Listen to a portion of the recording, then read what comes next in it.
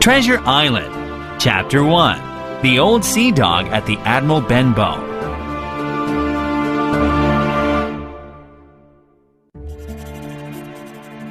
My name is Jim Hawkins, and Squire Trelawney and Dr. Livesey asked me to write down the whole story of Treasure Island from beginning to end.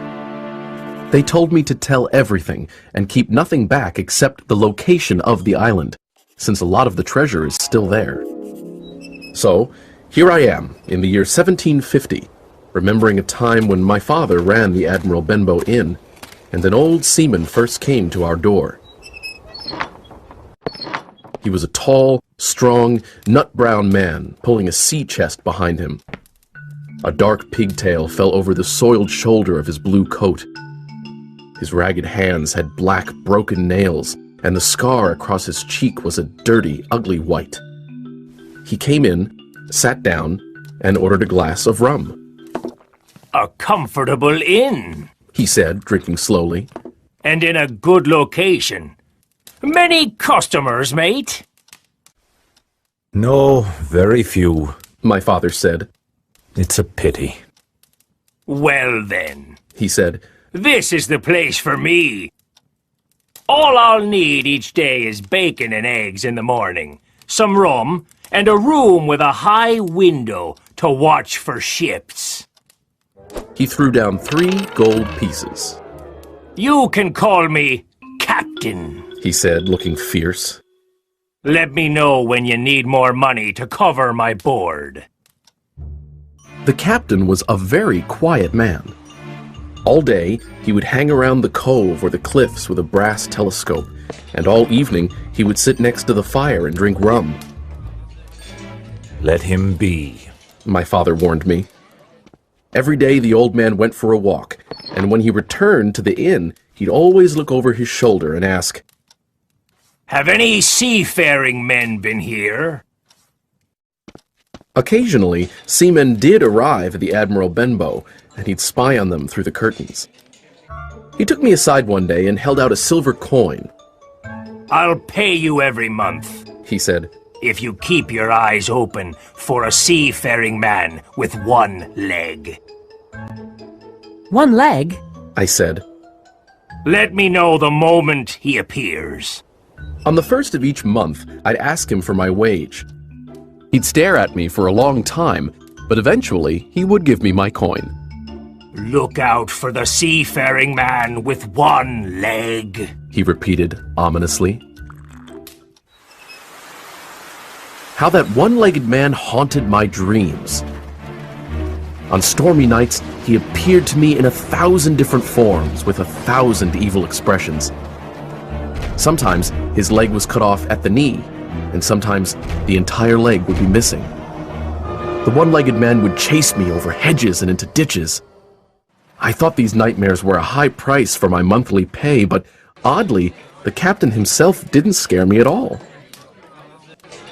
"More rum!" he'd shout. He'd force our trembling guests to listen to his stories and his singing, and he wouldn't allow anyone to leave. "Pay attention! 15 men on a dead man's chest!" he sang. "Yo ho ho and a bottle of rum!" Everyone sang in answer, joining in for fear of death. "You'd walk the plank in the dry Tortugas!" he said, pointing to one reluctant guest. "And on the bloody Spanish Main!" he said, pointing to another. "You'd be tortured and then hung!" "He's lived among the wickedest men on the sea," one guest whispered. "He uses such shocking language," said another. My father held his head in his hands. "The inn will be ruined. People won't come to be bullied and sent shivering to their beds." I disagreed and said to my father, "The captain does us good. People are frightened, but they like the excitement. There's even a group of young men who pretend to admire him. They call him Sea Dog and Old Salt, and say he's the sort of man that made England fearsome at sea." "But the money he paid us is long gone," my father said. "I don't know how to insist on more. Whenever I try, he just stares at me." Father wrung his hands and looked very ill. So, the captain stayed. He never wrote or received letters, or spoke with anyone but the guests, and then only when drunk. And we never saw inside his great sea chest. Late one afternoon, Dr. Livesey arrived to see my father, who had become quite sick. This well-dressed doctor, with his white powdered wig, clear eyes, and pleasant manners, contrasted sharply with the filthy, bleary-eyed old sailor, drunk and sitting with his arms on the table. Suddenly, the captain began to sing.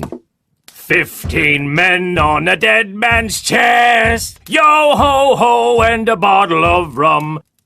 Drink and the devil had done for the rest, yo-ho-ho, and a bottle of rum. Dr. Livesey was giving orders for my father's care when the captain banged his hand on the table for quiet.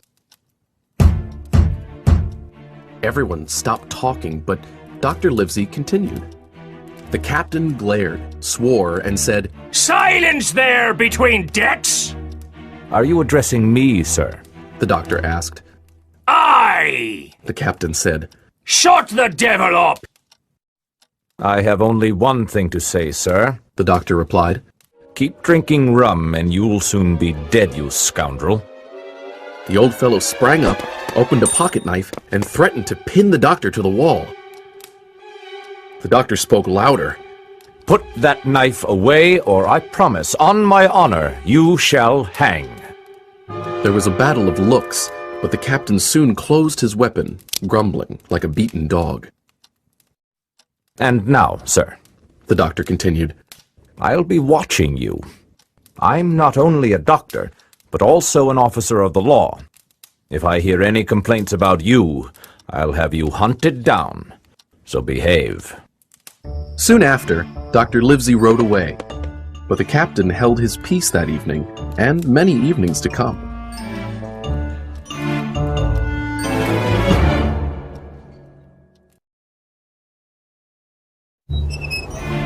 Early one frosty January morning, the captain walked to the beach with his cutlass, the sword he always kept by his side, swinging under his old blue coat. He carried his brass telescope under his arm.